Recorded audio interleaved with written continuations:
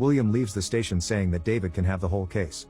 In the evening, William goes to the library to study many classic books like the Canterbury Tales and the Divine Comedy. He photocopies a bunch of pages and makes a reading list, which he leaves in an envelope on David's desk.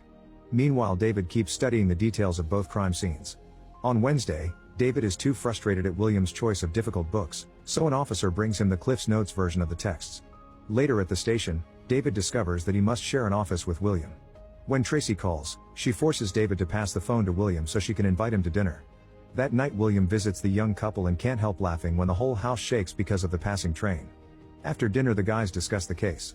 David believes that the killer sneaked in on Friday and was able to torture the attorney all weekend.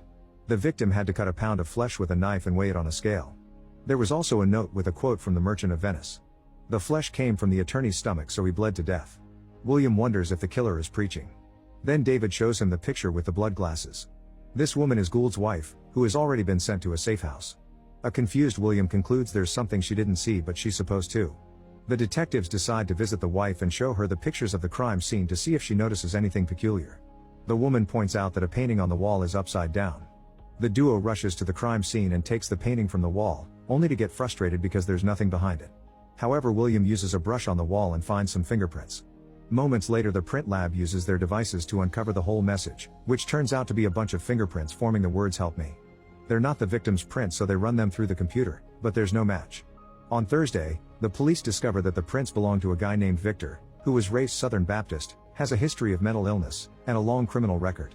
All the cops leave the station to go after Victor, but William doesn't think he's the right guy. Minutes later, the team is bursting into Victor's building, which isn't in the best state. They kick down the door and search the apartment, which is terribly dirty. On the ceiling, dozens of pine tree air fresheners are hung to deal with the smell. In the bedroom, they find a shape in the bed, so they move the sheets to discover Victor's dead body. Its skeletal state says it's been dead for a while. On the wall, there's the word sloth above the bed. David finds a box of photos documenting the guy's decay over a year.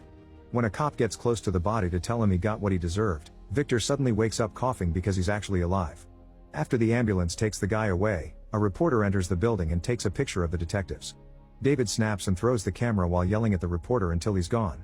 Later at the hospital, a doctor confirms that Victor hasn't moved for a year, so he has muscle and spine deterioration.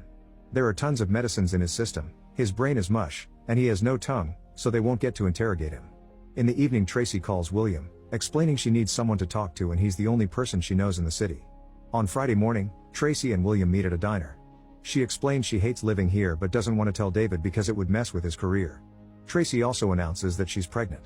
William shares that the one time he knocked up a woman, she terminated the pregnancy. However, Tracy explains she does want to have children.